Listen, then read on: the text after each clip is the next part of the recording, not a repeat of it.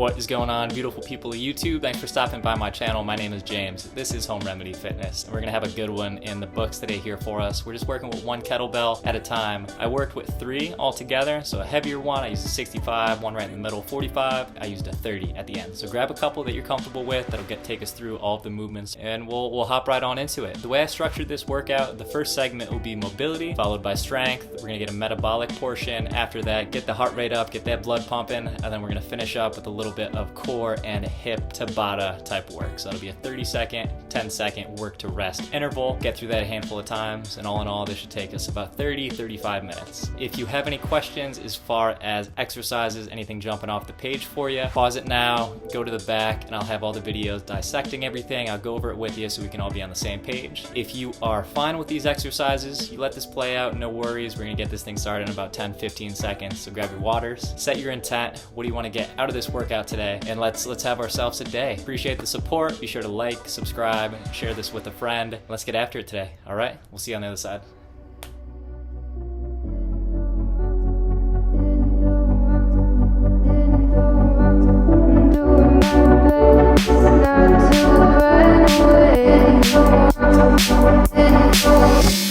Sitting throwing rocks across the pavement, hoping it'll cave and swallow me whole. Wondering why my mind keeps on spinning. This isn't how living to me was told. Why am I like this? Something's always amiss. Can't put my finger on it, but it's there. Wait for it to subside, but my mind won't apply. Waiting for the clear. Is it bad sometimes? I like it when I lose control. There's something in it that's so beautiful.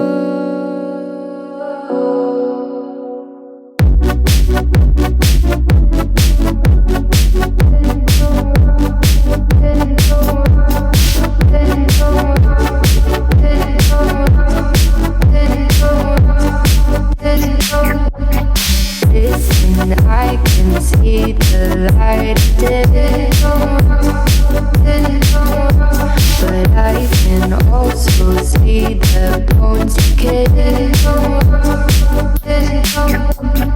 I don't know what else there is to say. I'm doing my best not to run away. Sitting throwing rocks across the pavement, hoping it'll cave in and swallow me whole. Wondering how the world keeps on spinning, kinda scared of living when it unfolds. Hard to see the light when everything is silent, waiting for the clear. Thankful I'm alive, but terrified of dying. But hey, I'm still here. Is it bad sometimes? I like it when I lose control. There's something in it that's so beautiful. Listen, I can see the light but I can also see the bones decay. I don't know what else there is to say. I'm doing my best not to run away.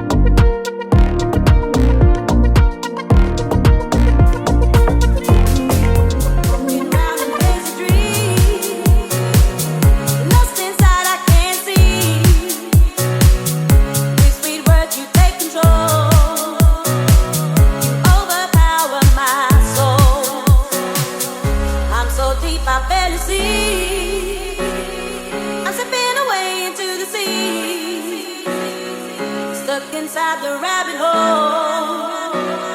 Set me free from you.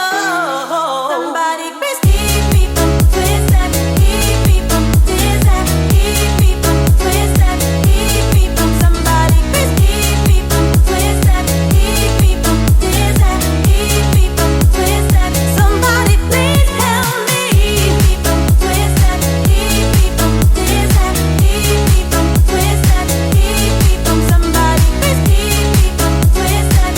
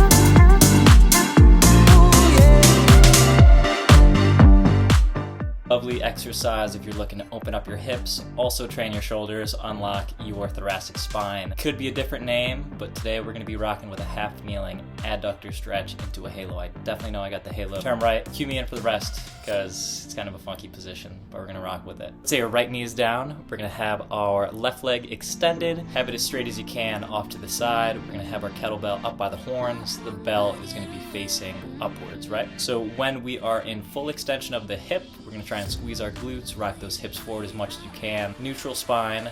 We're going to have our shoulders stacked over our hips, right? So that'll be that top positioning. As we rock backwards, we are going to start feeling a big stretch in that left adductor. We're going to start feeling a little bit more pressure, a little bit more tension on that side if we are lacking adequate mobility to get back there in a nice strong position. So don't be a hero. Don't just swan dive into that back position as quickly as you can. Feel it out. Eccentrically lower yourself down. Don't just plop your butt back. We don't want that, right? No injuries, no tears, nothing like that. So whatever your body's allowing you to do, whatever position that your adductors, your quads are allowing you to get back into. We use our quads, right? We're going to eccentrically lower down. We're going to use our adductors, really squeezing into that floor now with our left side. We're going to lower ourselves down. Try and get that right glute, that right hamstring to touch your calf. That's the ideal position there. Then we're going to squeeze our glutes. Go ahead, rock yourself forward, and then we're going to move that halo to the working side leg. So if it's our left leg is long, let's get that halo up and over the shoulders, over to our right side. With our halo, we don't want our butt flaring out, we don't want our ribs flaring up, right? So we want to stay nice and neutral as we go. Unlock that mid-back, unlock that thoracic spine as we go up overhead. And we're still maintaining that nice tension with our legs down below. So still squeezing the glutes, squeezing the core, getting a good rotation, back into that stretch.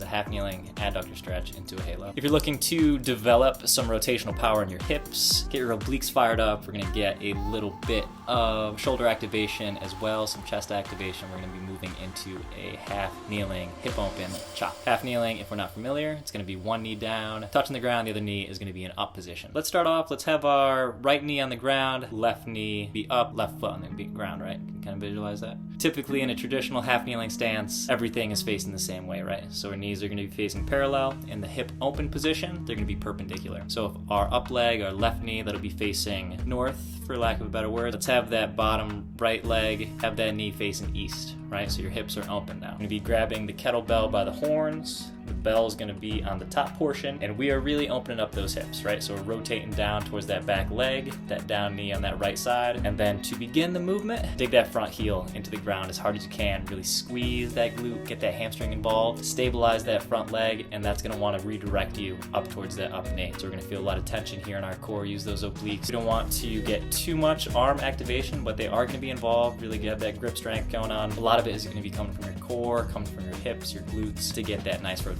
We don't want to over rotate and almost do like a shoveling snow, like throwing it over your shoulder type thing. We're going to want to avoid that. We don't want to extend the spine and get all out of whack. So go up just to about eye level, right ahead of you, just above that top knee. And then as we slide back into that descending position, we don't want to just cut all ties with the kettlebell, let gravity swing us back. Eccentrically lower yourself down, nice controlled manner like a pendulum. Open up the hips and then begin again. So you're getting that nice rotation with the glutes. Something to be mindful of outside of having your ribs flare up and going too far over the shoulder. Just watching that up knee when you're in the down portion. So when you're about to swing, you're eccentrically catching it. You don't want that top knee collapsing on us. So the whole time, just be mindful of that. Keep it on the outside. You don't want to reinforce having the knees collapse on you when we aren't doing those squat patterns. So just be mindful of that. Big in the glutes, big in the obliques. Nice rotational power here with the half kneeling, hip open, chop.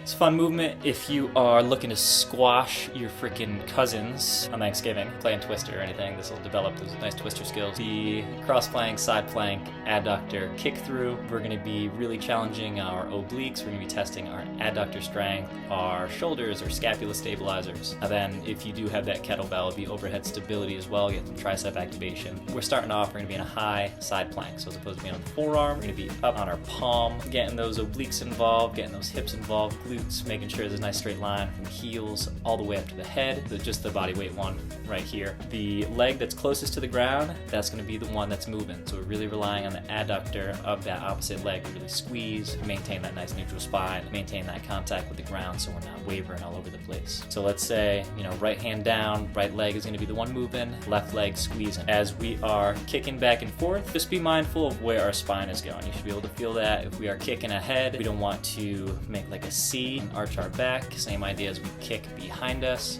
We don't want our hips and everything shoot ahead of us. So just try and maintain that nice neutral spine. It's gonna be working your hip flexors, working your glute on that down leg as it moves about, but just really focusing on that adductor squeeze in, nice neutral alignment, get that core fired up. If you want the added challenge, you can prop that kettlebell up on the non-floor side, obviously. We want some room up there. So pressing it up, and with that one, you just wanna keep that shoulder as stable as you can, reach up towards the sky, try and stay as vertical as you can. That's gonna have just an added element of instability, added tax on your core, whether it's 5 to 30, 60 pounds, whatever it may be, you're gonna be feeling it immediately. So this is our adductor side plank kick through. Great movement here if we are looking to attack the hamstrings, unilateral loading, getting the core involved, getting the glutes involved, grip strength, lats, traps, all that fun stuff. It's a great hinge pattern. We're looking at a B stance, ipsilateral RDL. So B stance, if we're not familiar, just a little bit of a staggered stance. So let's talk about this with our left side being the working side. Let's keep that left leg in front. Right leg, right foot, we're just gonna step it back just a little bit. So try and have that right big toe in line with your left heel, kind of just making a box. So nothing too far back as far as a lunge pattern,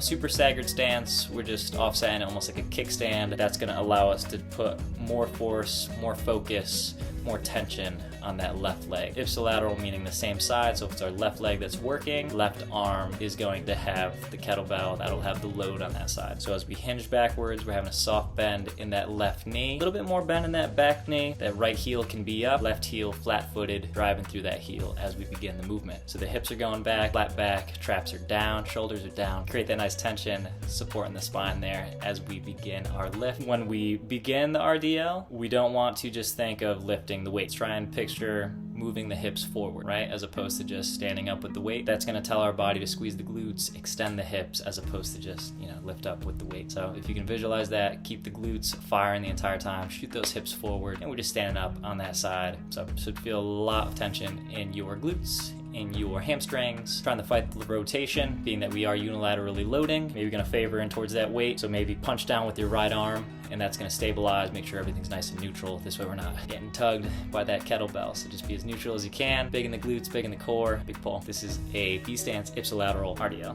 Fun movement that I saw on a Instagram post. I'm just kidding. Great movement to challenge our core, challenge the integrity of bottom positioning of our lunge pattern. Also getting a little bit of bicep development, some pulling strength, but also being able to stabilize in a dynamic environment that will be pull while staying stable in that lunge. So this is a reverse lunge, isometric bicep curl with a kettlebell. Ipsilateral meaning same side, so the load is going to be on the working side. So let us take a step back with our left leg. Right leg is going to be the working side, right arm is going to be holding the kettlebell. That'll be the working arm as well. So let's position ourselves in that proper lunge patterning. We have that 90-90, so rear leg, knee is at a 90, so shin parallel, femur vertical. Front leg, same idea. We're gonna have the shin vertical, femur parallel. And then we have a 90 degree at the hips as well. Nice pillar, shoulders over our hips, over our knee. Really strong lunge pattern. You got all that down pat. Let's try and create some tension between our hips. So if you've ever seen those little scissor lifts at Costco, where they squeeze you and you go up type thing, that's kind of the idea that we're working with right here. So drive that left leg into the ground, drive that right heel into the ground, and that's gonna create that nice tension between our adductors, getting the glutes, hamstrings, all that involved. And then we're just doing our curl. Need a little balance, stick your left arm out to the side, act as a counterbalance. That right arm just doing a bicep curl. Just being mindful, getting too shruggy, if we're getting too heavy, we might be doing a little bit of swinging action. This one in particular being this isometric, you can lighten up the load, just really focus on that contraction, focus on not wavering, tighten the core. It's a great one, you feel in your core, try not to waver too much. This is a reverse lunge iso with an ipsilateral bicep curl. Lovely movement here if we are looking to develop some rotational stability and strength. Also some thoracic mobility as we go through with this swinging pattern. If we are comfortable with our kettlebell swing, we are comfortable with our hinge patterning, single arm swings, we're ready to progress to that next level, we're gonna move into a side swing. So we're still setting up as we would in a typical swing position, hinge patterning, slight bend in the knees, hips go back. Let's situate ourselves with a kettlebell off to one side. I'm gonna start with my right arm, so the kettlebell is gonna be on my left side. We are acting in the frontal plane for the swing, and then we are working in the sagittal plane for our hinge pattern. So it's gonna be a good type of integration as far as upper body and lower body, having them work together synergistically, still relying on our glutes to do the primary movement for this to get that kettlebell up and flowing. So get the kettlebells on our left-hand side, hips are back, slight bend in the knees. As we extend upwards, drive those hips ahead, squeezing our glutes, we're also forcefully pulling out to the side. So it's like a funky kettlebell side lateral, getting up there. We're not getting to the point where we're using too much shoulder, but it is gonna be sending a little bit of juice into this movement, if you will. So we're getting up there. Once you get to that terminal point where you feel like you are starting to run out of momentum and the arms are taking over, you just let gravity take over, and we're gonna let that bad boy come back down. Then we're gonna eccentrically load our hips, slight bend in the knees, moving back in that hinge pattern, right? Keeping our shoulders down, and we're getting a big reach out to the side. So you should feel stretch in that right lat. We're getting some good mobility in our thoracic spine. We're going across, and we're just repeating the process like a pendulum, trying to have that kettlebell almost do inverted uppercase L, going up on the side, and then our hips staying in that nice proper hinge mechanic. What we do not want is our knees tracking every which way as we go. So if we are lowering down into that swing, we don't want both of our knees following the kettlebell and then rotating outwards. We don't want to reinforce collapsing in the knees and the hips moving all around while we are in these hinge patterns. So stay nice and strong with it.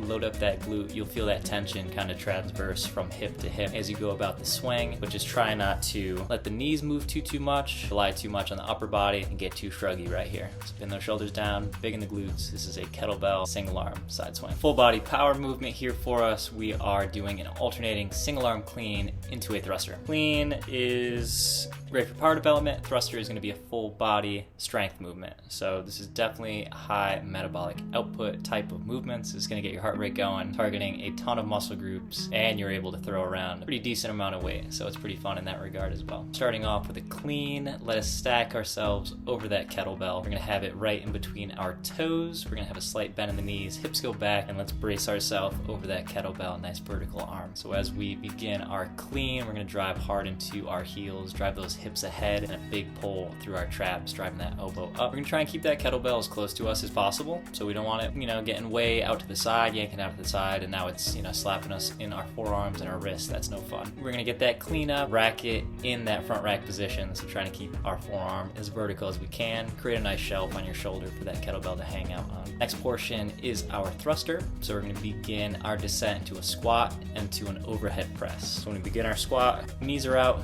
chest is up, trying to keep that elbow up. We don't want that kettlebell going anywhere, as we don't want to favor it into that weight, even though that load is there. Make sure our core is strong to stabilize that nice neutral spine as we move into that squat. Then when we stand up, press hard in those heels, again keeping those knees out, chest is up, and we can use the momentum coming up from our squat to drive that kettlebell up overhead. So once we are almost at that top portion of our squat, drive that sucker up there as hard as you can. Big press, punch up towards the sky, keeping our shoulders down. We don't want to drive up and create some congestion here in our shoulder. So still staying with that nice sound pattern, nice sound form, vertical forearm. We're up, back into that squat rack position, down into that ground position, into another dead clean.